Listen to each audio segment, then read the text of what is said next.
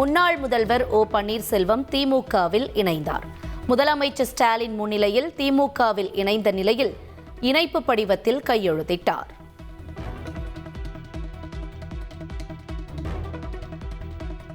திமுகவில் இணைந்த ஓபிஎஸ்ஐ முதலமைச்சர் ஸ்டாலின் திமுக துண்டு அணிவித்து வரவேற்றார். துணை முதல்வர் உதயநிதி ஸ்டாலின், திமுக மூத்த அமைச்சர்கள் தங்க தமிழ்ச்செல்வன் உள்ளிட்டோரும் உடனிருந்தனர்.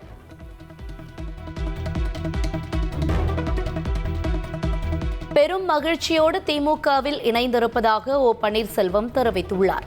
முதல்வர் ஸ்டாலின் நல்லாட்சி வழங்கி வருவதாகவும் அவர் புகழாரம் சூட்டியுள்ளார்.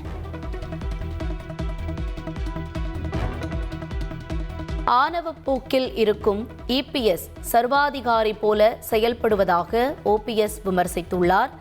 அதிமுகவை இபிஎஸ் அழிவு பாதைக்கு அழைத்து செல்வதாகவும் அவர் கூறியுள்ளார்.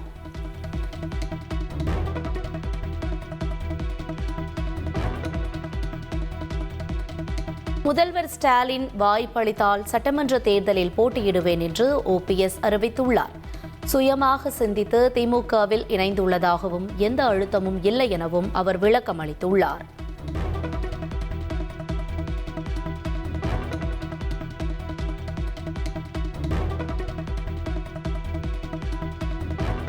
ஓபிஎஸ் மகன் ரவீந்திரநாத், உசிலம்பட்டி எம்எல்ஏ ஐயப்பன் ஆகியோரும் திமுகவில் இணைந்தனர். ஓபிஎஸ் உடன் சென்று முதல்வர் ஸ்டாலின் முன்னிலையில் திமுகவில் இணைந்துள்ளனர்.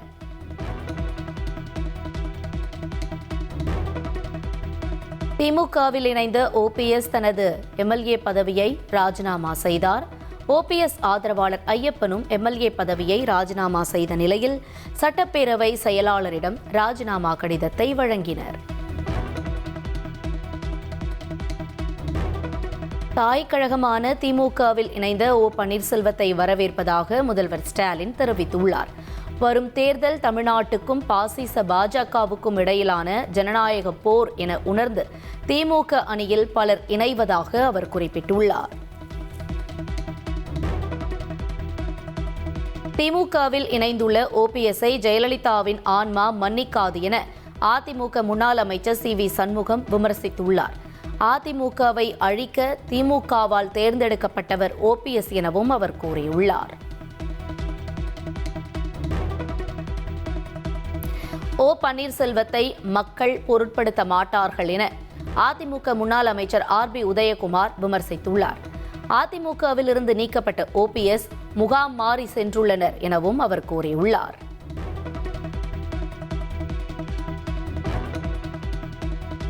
அதிமுகவில் உரிமை கோரி வந்த சசிகலா, ஓபிஎஸ் இருவரும் புதிய நிலைப்பாட்டை எடுத்ததால் இபிஎஸ்க்கு சிக்கல் தீர்ந்ததாக அரசியல் விமர்சகர்கள் கூறியுள்ளனர். சசிகலா மற்றும் ஓபிஎஸ் இனி அதிமுகவில் உரிமை கோர முடியாது என்பதையும் சுட்டிக்காட்டியுள்ளனர். பாஜக தேர்தல் பொறுப்பாளர் பியூஷ் கோயல் இன்று தமிழகம் வர இருந்த நிலையில் அவரது வருகை தேதி மாற்றப்பட்டுள்ளது. பிரதமரின் தமிழக பயணம் முடிந்த பிறகு அதிமுகவுடன் தொகுதி பங்கீடு பேச்சுவார்த்தை நடத்த பியூஷ் கோயல் சென்னை வர உள்ளதாக தெரிவிக்கப்பட்டுள்ளது. பாமகவுக்கு மாம்பழம் சின்னம் ஒதுக்கீடு செய்து அன்புமணிக்கு தேர்தல் ஆணையம் அனுப்பிய கடிதத்தை ரத்து செய்ய கோரிய வழக்கு. சென்னை உயர்நீதிமன்றத்தில் தாக்கல் செய்த வழக்கை ராமதாஸ் தரப்பு வாபஸ் பெற்றுள்ளது. மாம்பழம் சின்னத்தை முடக்க கோரி தேர்தல் ஆணையத்திற்கு பாமக நிறுவனர் ராமதாஸ் கடிதம் எழுதியுள்ளார். வாக்காளர்கள் மத்தியில் குழப்பம் ஏற்படுவதை தவிர்க்க மாம்பழம் சின்னத்தை முடக்க வேண்டும் என்று அவர் கோரிக்கை விடுத்துள்ளார். சென்னை அண்ணா அறிவாலயத்தில் திமுக மார்க்சிஸ்ட் கம்யூனிஸ்ட் கட்சி இடையே தொகுதி பங்கீட்டு பேச்சுவார்த்தை நடைபெற்றது. தொகுதிகள் குறைப்பு குறித்து எந்த பேச்சுவார்த்தையும் நடைபெறவில்லை என்று மார்க்சிஸ்ட் கட்சியின் மாநில செயலாளர் பே. சண்முகம் தெரிவித்துள்ளார். திமுக இந்திய கம்யூனிஸ்ட் கட்சி இடையே சென்னை அண்ணா அறிவாலயத்தில் தொகுதி பங்கீடு பேச்சுவார்த்தை நடைபெற்றது. 10 தொகுதிகள் அடங்கிய விருப்ப பட்டியலை திமுகவிடம் கொடுத்திருப்பதாக இந்திய கம்யூனிஸ்ட் மாநில செயலாளர் வீரபாண்டியன் தெரிவித்துள்ளார். திமுகவுடன் தொகுதி பங்கீட்டு பேச்சுவார்த்தை சுமூகமாக நடைபெற்றதாக கொங்குநாடு மக்கள் தேசிய கட்சியின் பொதுச் செயலாளர் ஈஸ்வரன் தெரிவித்துள்ளார். அடுத்த கட்ட பேச்சுவார்த்தை நடைபெறும் எனவும் அவர் கூறியுள்ளார். சட்டமன்ற தேர்தலையொட்டி 234 தொகுதிகளிலும் நாளை மறுநாள் தாவேக செயல் வீரர்கள் கூட்டம் நடைபெறுகிறது. தேர்தல் பரப்புரை பணிகள் குறித்து கலந்தாலோசனைக்கு வகையில் கூட்டம் நடத்தப்படும் வகையில் ஏற்பாடு செய்யப்பட்டுள்ளது.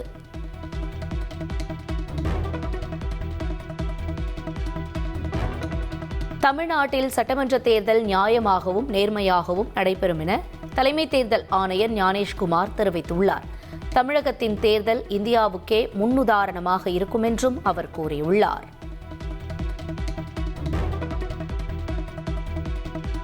வாக்குப்பதிவு நிலவரம் உடனுக்குடன் இணையத்தில் பதிவேற்றம் செய்யப்படும் என்று தலைமை தேர்தல் ஆணையர் ஞானேஷ்குமார் கூறியுள்ளார்.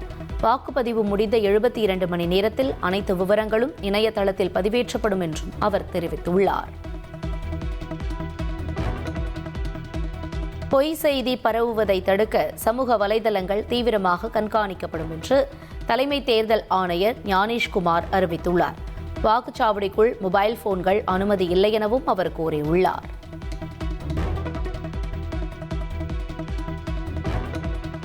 தமிழ்நாட்டில் எஸ்ஐஆர் பணியை சிறப்பாக செய்த அதிகாரிகளுக்கு தலைமை தேர்தல் ஆணையர் பாராட்டு தெரிவித்தார். தமிழ்நாட்டின் பல நூற்றாண்டுக்கு முன்பே குடவோலை முறை சிறப்பாக இருந்ததாகவும் அவர் புகழாரம் சூட்டினார்.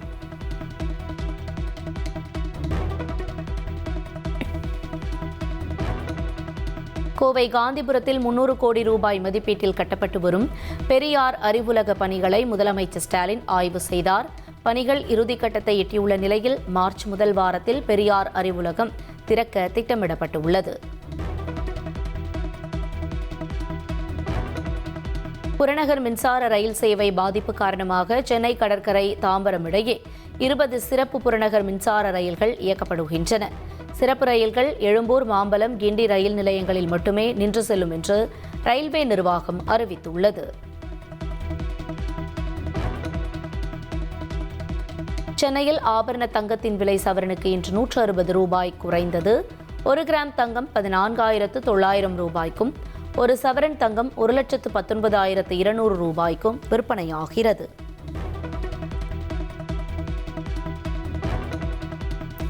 சென்னை உயர்நீதிமன்ற தலைமை நீதிபதியாக கேரள உயர்நீதிமன்ற நீதிபதி சுஷ்ருத் அரவிந்த் தர்மாதிகாரியின் பெயர் பரிந்துரைக்கப்பட்டுள்ளது. தற்போதைய தலைமை நீதிபதி ஸ்ரீவஸ்தவா மார்ச் 5ஆம் தேதி பணி ஓய்வு பெறும் நிலையில் குடியரசுத் தலைவருக்கு சுஷ்ருத் அரவிந்தின் பெயரை உச்சநீதிமன்ற கொலீஜியம் பரிந்துரை செய்துள்ளது.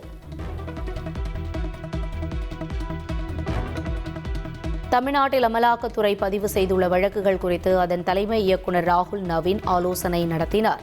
சென்னை நுங்கம்பாக்கத்தில் உள்ள அலுவலகத்தில் நடைபெற்ற ஆலோசனைக் கூட்டத்தில் அமலாக்கத்துறை அதிகாரிகள் பங்கேற்றனர்.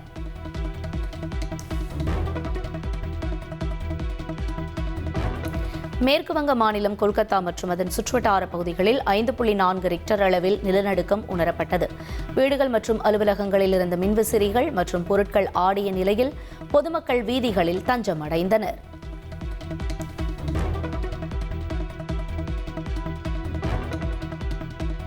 இலங்கை கச்சத்தீவு புனித அந்தோணியார் ஆலய திருவிழா இன்றும் நாளையும் நடைபெறுகிறது. ராமேஸ்வரம் மீன்பிடி துறைமுகத்திலிருந்து தமிழக பக்தர்கள் படகுகள் மூலம் கச்சத்தீவு சென்றனர்.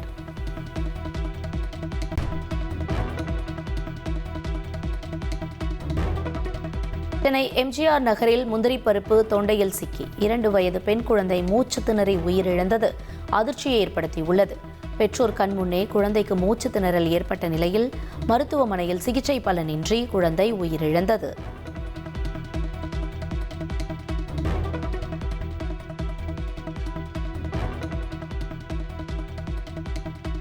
திருப்பத்தூர் மாவட்டம் வாணியம்பாடியில் தோல் தொழிற்சாலையில் ரசாயன வாயு தாக்கி 3 தொழிலாளர்கள் மயக்கமடைந்தனர்.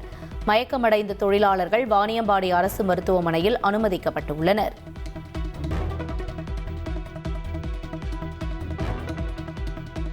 சென்னையில் தொடர் பைக் திருட்டில் ஈடுபட்டு வந்த 7ஆம் வகுப்பு பள்ளி மாணவர்கள் 4 பேரை போலீசார் கைது செய்துள்ளனர்.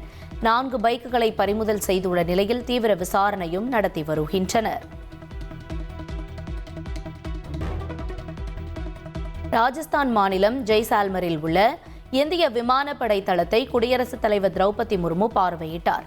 உள்நாட்டிலேயே தயாரிக்கப்பட்ட இலகு ரக போர் ஹெலிகாப்டரான பிரசான் ஹெலிகாப்டரிலும் அவர் பயணம் செய்தார்.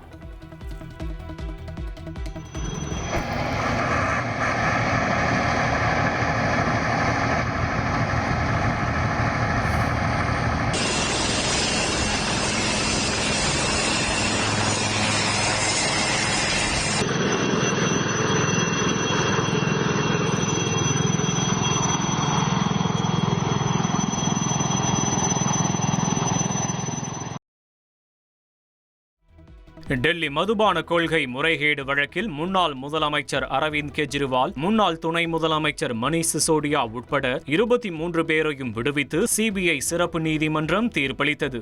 சிபிஐ தாக்கல் செய்த குற்றப்பத்திரிகையை நிராகரித்த நீதிபதி எவ்வித ஆதாரங்களும் இன்றி கெஜ்ரிவால் மற்றும் சிசோடியாவை இந்த வழக்கில் சம்பந்தப்படுத்தி இருப்பதை ஏற்க முடியாது என கூறினார்.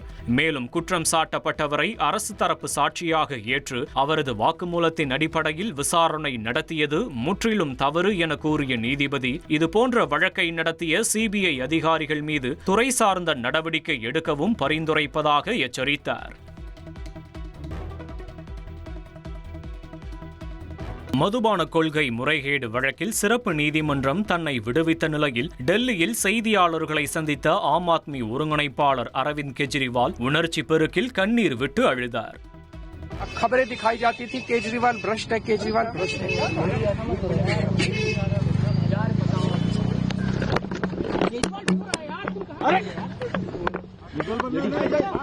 हो गया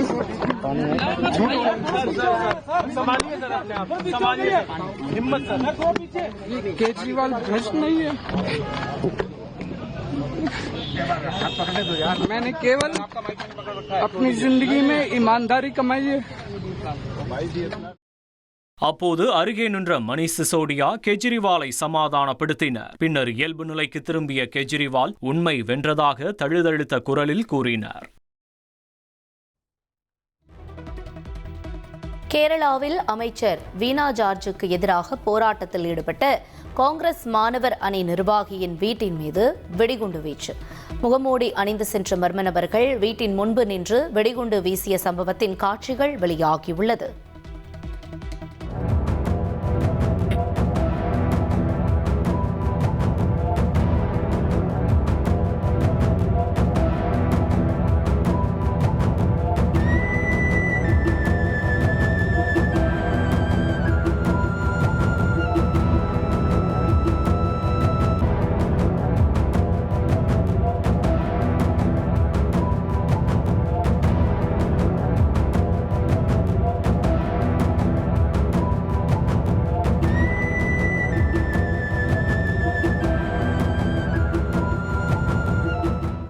சென்னை சூளைமேட்டில் தொடர் இருசக்கர வாகன திருட்டில் ஈடுபட்டதாக 12 முதல் 14 வயதுக்குட்பட்ட அரசு பள்ளி மாணவர்கள் 3 பேர் பிடிபட்டுள்ளனர். சென்னை சூளைமேடு கஸ்தூரிபாய் தெருவில் நிறுத்தி வைக்கப்பட்டிருந்த பைக்கை திருடிக் கொண்டிருந்த போது ரோந்து போலீசார் சந்தேகத்தின் பேரில் அவர்களை பிடித்து விசாரணை நடத்தினர். விசாரணையில் அண்ணாநகர் மற்றும் சுற்றுவட்டார பகுதிகளில் இரவு நேரங்களில் பைக்குகளை திருடி பெட்ரோல் இருக்கும் வரை ஊர் சுற்றிவிட்டு பின்னர் மறைவிடத்தில் விட்டுவிட்டு அவர்கள் வேறு வாகனம் திருடுவதை வழக்கமாக வைத்திருந்தது தெரிய வந்தது. அவர்களின் தகவலின் பேரில் 4 இருசக்கர வாகனங்கள் பறிமுதல் செய்யப்பட்டுள்ளன. பிடிபட்டவர்கள் சிறார்கள் என்பதால் பெற்றோரை அழைத்து விசாரணைக்கு ஆஜராகுமாறு அறிவுறுத்தப்பட்டுள்ளது. இவர்களுக்கு எதிராக வழக்கு பதிவு செய்து நீதிமன்றத்தில் ஆஜர்படுத்த போலீசார் நடவடிக்கை எடுத்து வருகின்றனர்.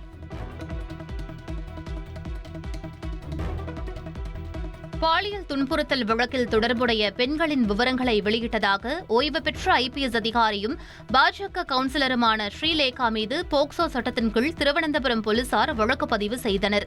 முன்னதாக ஸ்ரீலேகா முன்னாள் டிஜிபி என்பதால் போலீசார் வழக்கு பதிவு செய்ய மறுத்ததாக கூறப்பட்டது. இந்நிலையில் நீதிமன்ற உத்தரவின் பேரில் அவர் மீது போக்சோ சட்டத்தின் கீழ் வழக்கு பதிவு செய்யப்பட்டுள்ளது.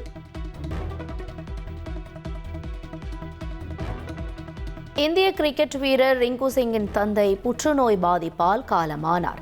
நொய்டாவில் உள்ள தனியார் மருத்துவமனையில் சிகிச்சை பெற்று வந்த நிலையில் உயிர் பிரிந்ததாக தெரிவிக்கப்பட்டுள்ளது. ஆப்கானிஸ்தானுடன் வெளிப்படையான போர் தொடங்கியிருப்பதாக பாகிஸ்தான் பாதுகாப்பு அமைச்சர் கவாஜா முகமது ஆசிப் தெரிவித்துள்ளார். பதற்றம் அதிகரித்துள்ள நிலையில் தங்களது பொறுமை தீர்ந்துவிட்டதாகவும் அவர் கூறியுள்ளார்.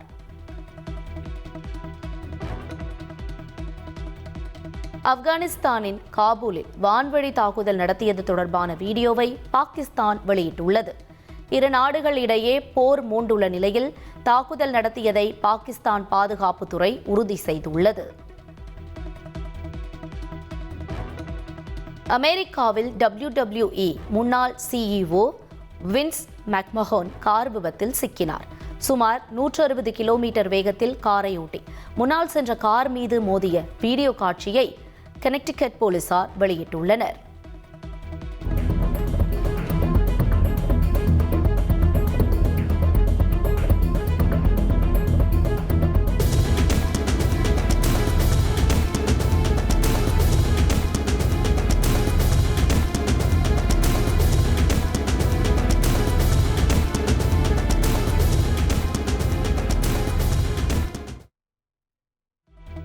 விஜய் தேவரகொண்டா ராஷ்மிகா மந்தனாவின் திருமண வரவேற்பு மார்ச் 4ஆம் தேதி நடக்கிறது. பிரதமர் நரேந்திர மோடி மற்றும் மத்திய உள்துறை அமைச்சர் அமித்ஷாவை நேரில் சந்தித்து அழைப்பிதழ் வழங்கினர். நடிகர் விஜய் நடிப்பில் 10 ஆண்டுகளுக்கு முன்னர் வெளியாகி பெரும் வெற்றி பெற்ற திரைப்படம் திரையரங்குகளில் இன்று ரீரிலீஸ் ஆகியுள்ளது. கோயம்பேடு ரோஹிணி தியேட்டர், கமலா தியேட்டர் உள்ளிட்ட இடங்களில் விஜய் ரசிகர்கள் கொண்டாட்டத்தில் ஈடுபட்டனர். T20 உலகக்கோப்பை கிரிக்கெட் தொடரின் சூப்பர் 8 சுற்றின் இன்றைய ஆட்டத்தில் நியூசிலாந்து, இங்கிலாந்து அணிகள் மோதுகின்றன. கொழும்புவில் இரவு 7 மணிக்கு நடைபெறும் போட்டியில் வெற்றி பெற்று நியூசிலாந்து அரையிறுதிக்கு முன்னேறுமா என்ற எதிர்பார்ப்பும் எழுந்துள்ளது.